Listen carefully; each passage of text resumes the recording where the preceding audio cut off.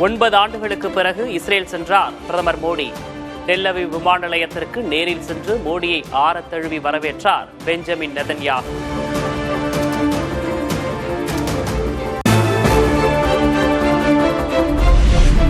Israel சென்ற பிரதமர் மோடிக்கு சிவப்பு கம்பள வரவேற்பு. பாரம்பரிய கலை நிகழ்ச்சிகளுடன் பிரதமர் மோடியை வரவேற்ற இஸ்ரேல் வாழ் இந்தியர்கள்.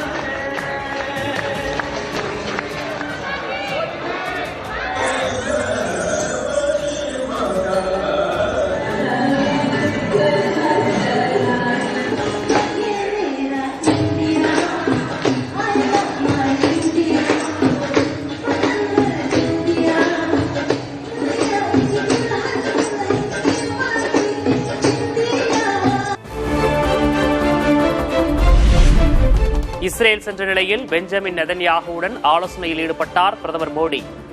இந்தியா இஸ்ரேல் இடையேயான தடையற்ற வர்த்தக ஒப்பந்தம் வியாழக்கிழமை கையெழுத்தாகும் என தகவல்.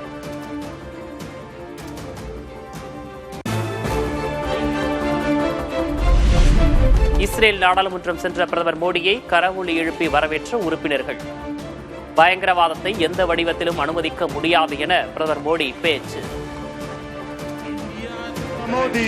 לשאת דברים, בבקשה.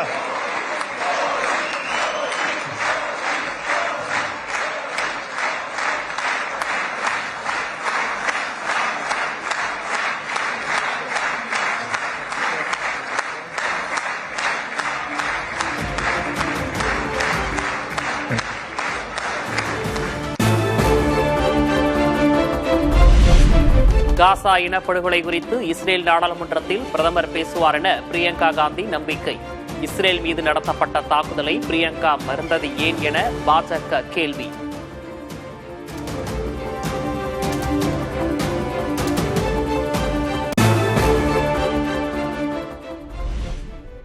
விடை பெற்றார் பொது உடைமை இயக்கத்தின் மூத்த தலைவர் நல்லக்கண்ணு. மருத்துவமனையில் அனுமதிக்கப்பட்டிருந்த நிலையில் சிகிச்சை பலனின்றி உயிர் பிரிந்தது.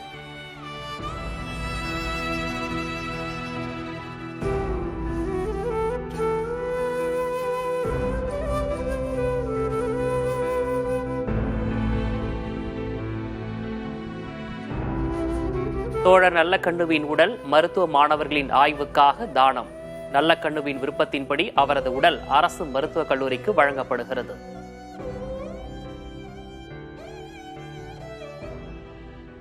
தன்னோட உடலை அவர் டொனேட் பண்ணியிருக்காரு மருத்துவ மாணவர் படிப்புக்காக. ஸோ அதனால எம்பாமிங் ப்ரொசீஜர் முடிச்சுட்டு கட்சி அலுவலகத்துக்கு கொண்டு போகிறதா சொல்லியிருக்காங்க. கட்சி அலுவலகத்துக்கு போய் முடிச்சுட்டு அதுக்கப்புறம் திருப்பியும் நம்ம கையிலே அவர் பாடியை ஹேண்ட் ஓவர் பண்ணுவாங்க.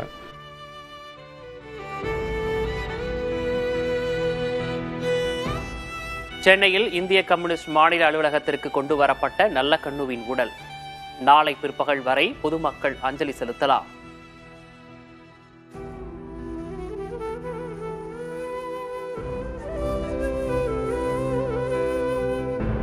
சமுதாயத்தின் அனைத்து பிரிவு மக்களாலும் மதிக்கப்பட்டவர் ஆர் நல்லக்கண்ணு என பிரதமர் மோடி இரங்கல். நல்லக்கண்ணுவின் வாழ்க்கை ஏழை விளிம்புநிலை மக்களுக்கானது என ராகுல் காந்தி பதிவு.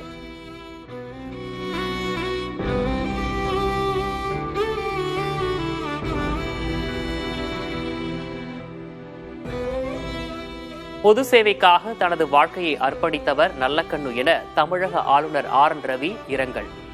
நல்லக்கண்ணுவின் மறைவு ஆழமாக உணரப்படும் ஒரு வெற்றிடத்தை விட்டுள்ளதாகவும் பதிவு.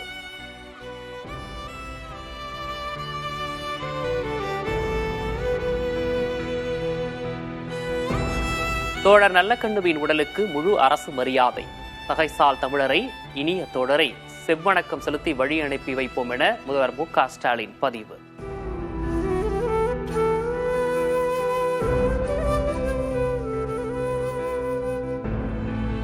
தனக்கென வாழாமல் பிறருக்கென வாழ்ந்த சிறந்த பண்பாளர் நல்லக்கண்ணு.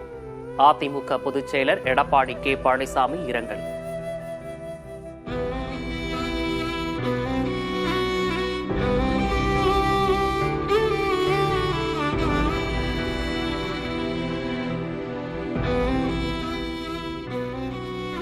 மூத்த தலைவர் நல்லக்கண்ணு உடலுக்கு முதல்வர் ஸ்டாலின் அஞ்சலி. பொது வாழ்வில் ஈடுபடுவோருக்கு பாடமாக திகழ்ந்தவர் என புகழாரம்.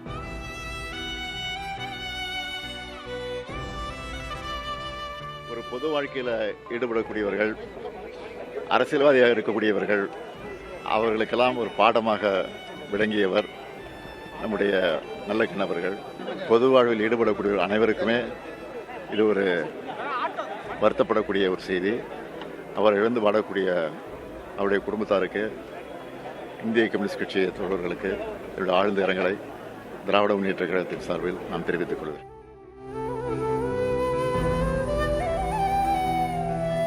முதுபெரும் அரசியல் தலைவர் நல்லக்கண்ணு உடலுக்கு தாவேக தலைவர் விஜய் அஞ்சலி. என் ஆனந்த், ஆதவ் அர்ஜுனா, சிடி நிர்மல்குமார் உள்ளிட்டோரும் மரியாதை.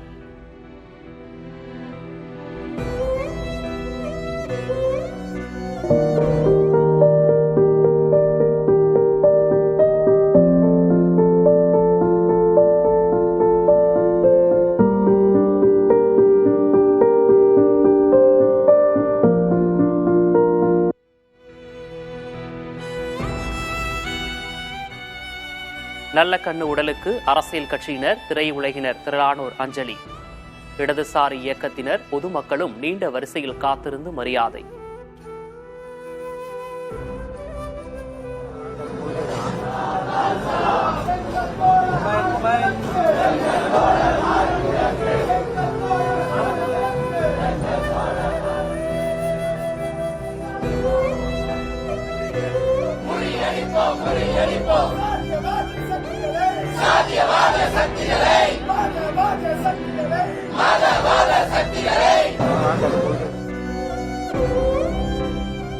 நல்லக்கண்ணு உடலுக்கு மத்திய மாநில அரசுகள் சார்பில் எல் முருகன், சேகர்பாபு ஆகியோர் நேரில் அஞ்சலி. நயினார் நாகேந்திரன், செல்வ பெருந்தகை, திருமாவளவன், சீமான் உள்ளிட்டோரும் அஞ்சலி செலுத்தினர்.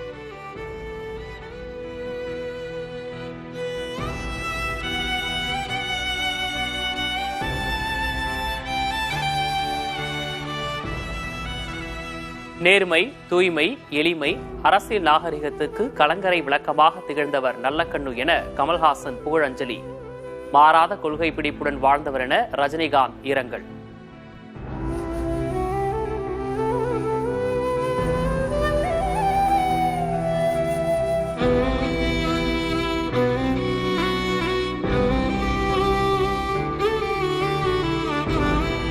தோழர் நல்லக்கண்ணுவுக்கு பாரத ரத்னா விருது வழங்க வேண்டும். கட்சி பேதமின்றி கோரிக்கை விடுக்கும் அரசியல் தலைவர்கள்.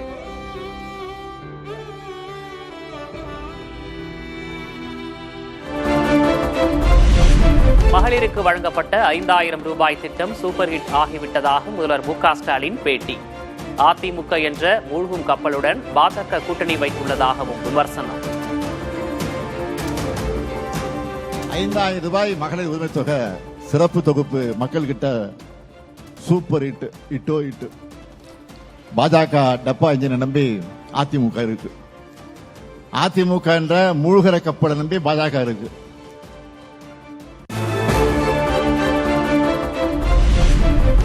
பூஜ்ஜியமும் சேர்ந்தால் ராஜ்யத்தை ஆள முடியாது. பாஜக மற்றும் அதிமுக குறித்து முதல்வர் மு.க. ஸ்டாலின் விமர்சனம்.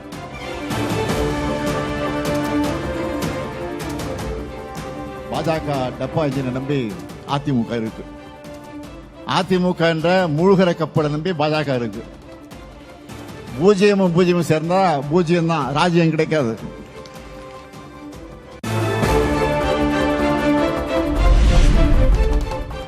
வரும் தேர்தலில் அதிமுகவுக்கு ராஜ்யம், திமுக கூட்டணிக்கு தான் பூஜ்ஜியம். முதல்வர் மு.க. ஸ்டாலின் விமர்சனத்துக்கு அதிமுக பொதுச் செயலர் எடப்பாடி கே. பழனிசாமி பதிலடி. இன்றைக்கு நடைபெறுகின்ற தேர்தலில் ராஜ்யம் யாருக்கு என்று மக்கள் பார்க்கின்ற பொழுது நம்முடைய கூட்டணிக்கு தான் ராஜ்யம். யாருக்கு பூஜ்ஜியம்? ஸ்டாலின் தலைமையில் இருக்கின்ற கூட்டணி.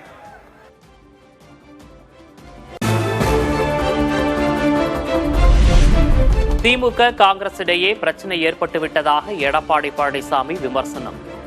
தங்கள் கூட்டணி ஒற்றுமையாக உள்ளதாகவும் மதுரவாயல் பரப்புரையில் பேச்சு.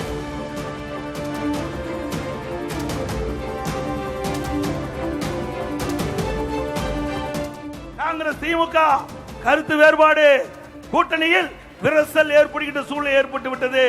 எங்க கூட்டணியை பொறுத்த வரைக்கும் திறந்த மனதோடு ஒருமித்த கருத்தோடு கூட்டணி அமைச்சிருக்கிறோம்.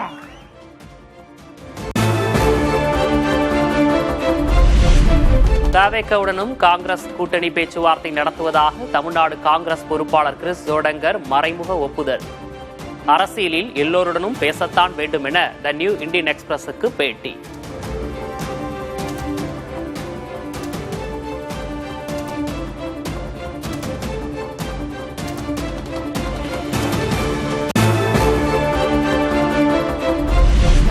உள்ளாட்சியில் பங்கு குறித்து திமுகவிடம் பேசுவதாக ஜோடங்கர் ஒப்புதல்.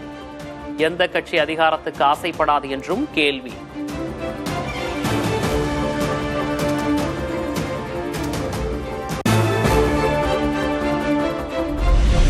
வரும் சட்டமன்ற தேர்தலில் அதிமுகவிடம் 40 தொகுதிகளை எதிர்பார்க்கும் பாஜக. 24 தொகுதிகள் வரையே வழங்க அதிமுக தலைமை திட்டமிட்டிருப்பதாக தகவல்.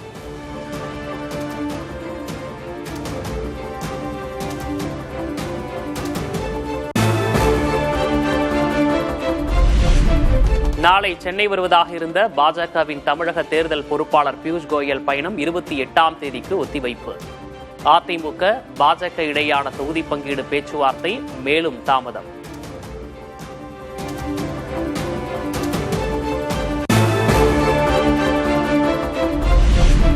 கிடைக்கும் வாகனங்களில் பயணித்தால் இலக்கை அடையவே முடியாது. நமக்கான வாகனம் அருகே வந்துவிட்டதாக தொண்டர்களுக்கு பாமக நிறுவனர் ராமதாஸ் கடிதம்.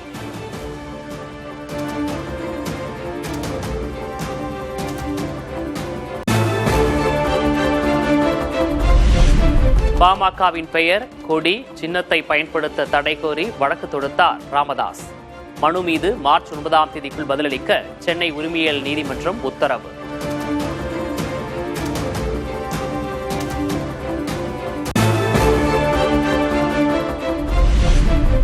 அமைச்சர் கே நேரு விவகாரத்தில் நீதிமன்றம் உத்தரவிட்டும் ஏன் இன்னும் வழக்கு பதியவில்லை? லஞ்ச ஒழிப்புத்துறைக்கு அதிமுக மாநிலங்களவை எம்பி இன்பதுரை கடிதம்.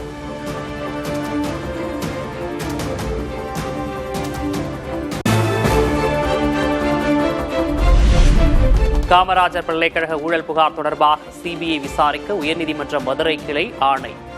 லஞ்ச ஒழிப்புத்துறை வெறும் தபால் நிலையமாக செயல்பட்டுள்ளதாக நீதிபதிகள் கண்டனம்.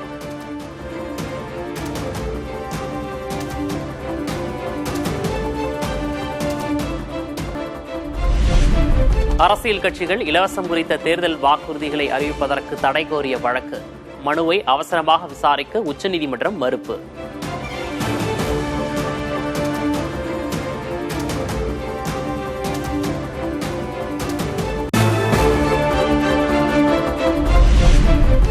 சென்னையில் தலைமை தேர்தல் ஆணையர் ஞானேஷ்குமாருடன் தலைமை தேர்தல் அதிகாரி அர்ச்சனா பட்நாயக் சந்திப்பு. தமிழகத்தில் ஏப்ரல் மாதத்திற்கு பதிலாக மே மாதத்தில் சட்டமன்ற தேர்தல் நடத்தப்படலாம் என தகவல்.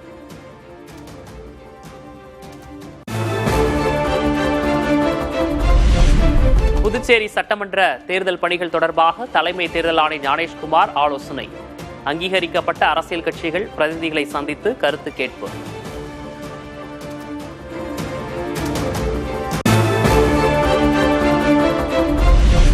தென்னிந்திய பகுதிகளின் மேல் ஒரு வளிமண்டல கீழடுக்கு சுழற்சி நிலவுவதாக வானிலை மையம் தகவல். வரும் 28ஆம் தேதி வரை தென் தமிழகம், மேற்கு தொடர்ச்சி மலை மாவட்டங்களில் மழை நீடிக்கும் எனவும் கணிப்பு.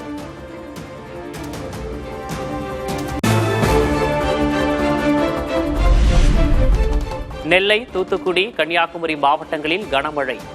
பொள்ளாச்சி அருகே பலத்த காற்றுடன் பெய்த மழையால் ஆயிரக்கணக்கான வாழை மரங்கள் சேதம்.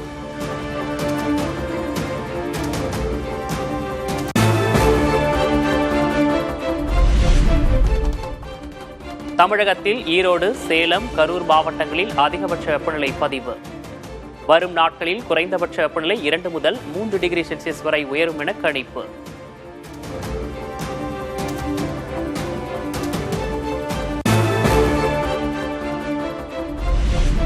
தங்கம் விலை சவரனுக்கு 320 ரூபாய் உயர்ந்து 1,19,440 ரூபாய்க்கு விற்பனை. கடந்த 3 நாட்களில் சவரனுக்கு 2,000 ரூபாய் அதிகரிப்பு.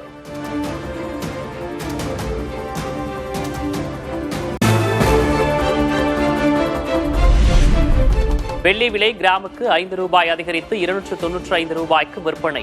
1 கிலோ வெள்ளி விலை 5,000 ரூபாய் உயர்ந்து 2,95,000 ரூபாயாக உயர்வு.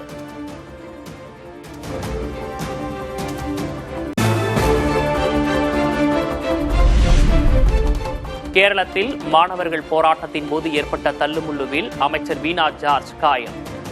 மருத்துவமனையில் நேரில் சென்று நலம் விசாரித்தார் முதல்வர் பினராயி விஜயன்.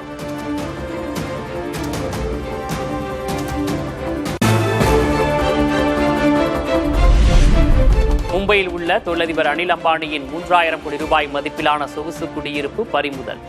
பண மோசடி தடுப்புச் சட்டத்தின் கீழ் அமலாக்கத்துறை நடவடிக்கை.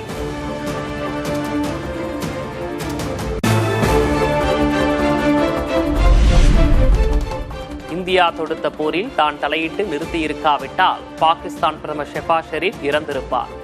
அமெரிக்க நாடாளுமன்ற கூட்டுக் கூட்டத்தில் அதிபர் டொனால்டு ட்ரம்ப் அதிரடி பேச்சு.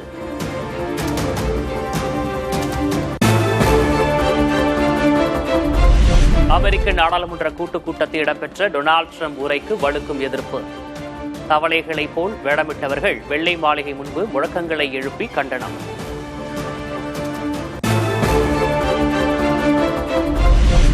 சீனா சென்ற ஜெர்மன் அதிபர் ஃபெட்ரிக் மெர்ஸுக்கு உற்சாக வரவேற்பு. இரு நாட்டு வர்த்தக உறவுகளை மேம்படுத்துவது தொடர்பாக அதிபர் ஷி ஜின்பிங்குடன் ஆலோசனை. சீனாவில் வரலாறு காணாத அளவு குவிந்த சுற்றுலா பயணிகள். கோலாகலமான புத்தாண்டு விழா கொண்டாட்டங்களை காண வருகை.